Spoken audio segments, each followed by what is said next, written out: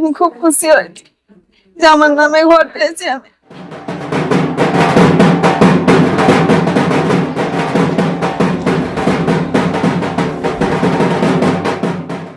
রাজ্যের মুখ্যমন্ত্রী মমতা দিদির দেওয়া বাংলার বাড়ি, যা সত্যিই যেন এক মায়ার আচ্ছাদন, আবেগ ভালোবাসা দিয়ে গড়া একটি স্বপ্ন, যা এক নিমিষে পূরণ হলো।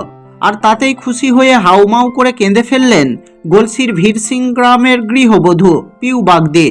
তার স্বামী দিনমজুর, ছেলে থ্যালাসেমিয়া রোগী। একটি বাংলার বাড়ি সত্যিই যেন তার সারা জীবনের স্বপ্ন পূরণ করলো। অশ্রু ভেজা চোখের কোণে একটু হাসি বুঝিয়ে দিল বাংলার বাড়ির মূল্য। চোখের জল আসছে স্যার আজকে।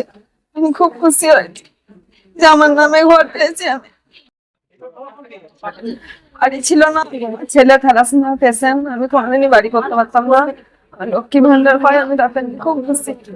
বুধবার গলসি 1 নম্বর ব্লক অফিসে 2410 জন মানুষকে বাংলার বাড়ি ও তার সাথে 35 জন ভূমিহীন মানুষকে জমির পাট্টা তুলে দেওয়া হলো ব্লক প্রশাসনের উদ্যোগে। একটি জমির পাট্টা পেয়ে রাজ্য সরকারের কাছে কৃতজ্ঞতা প্রকাশ করলেন সন্ধিপুর গ্রামের ভূমিহীন গৃহবধূ মেহেরুন্নেসা শেখ। তিনিও আবেগঘন কণ্ঠে ধন্যবাদ জানালেন রাজ্যের মুখ্যমন্ত্রীকে। এত তাড়াতাড়ি পাবো আমি সেটাও ভাবতে পারি নাই যে এত তাড়াতাড়ি উপকৃত হবো আমি। জমিটা নিয়ে আমার প্রয়োজনে সেই হতে পারবে, কেউ থেকে নিতে পারবে না। মুখ্যমন্ত্রী আমাকে দিল তো, এটা প্রচুর খুশি ওনার কাছে, আমি কৃতজ্ঞ আছি ওনার কাছে খুব, সব দিক দিয়ে।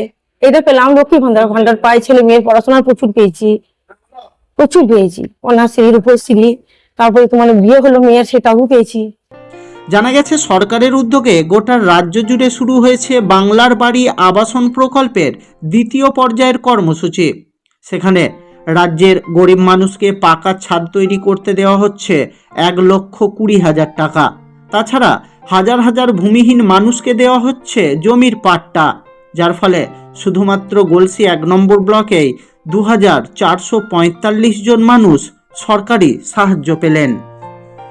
পঞ্চায়েত ও গ্রামোন্নয়ন দপ্তরের উদ্যোগে বাংলার বাড়ি গ্রামীণ আবাসন প্রকল্পের দ্বিতীয় পর্যায়ে শুভারম্ভ হলো এবং একই সাথে আমাদের গলসি 1 নম্বর ব্লক এবং পঞ্চায়েত সমিতির যৌথ উদ্যোগে আমরা প্রায় 2410 বেনিফিশিয়ারি, যাদেরকে আজকে আমরা দ্বিতীয় পর্যায়ে বাংলার বাড়ির প্রথম কিস্তির টাকা ছাড়লাম।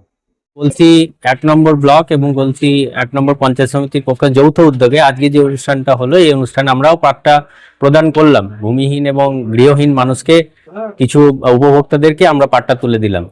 আমাদের এখানে 35 জন মতো উপভোক্তা ছিলেন, তার মধ্যে আমাদের 22 জন মতো ছিল যারা কৃষি পাট্টা পেল এবং 13 জন মতো ছিল যারা হোমস্টেড পাট্টা বাড়ি তৈরির জন্য পেল।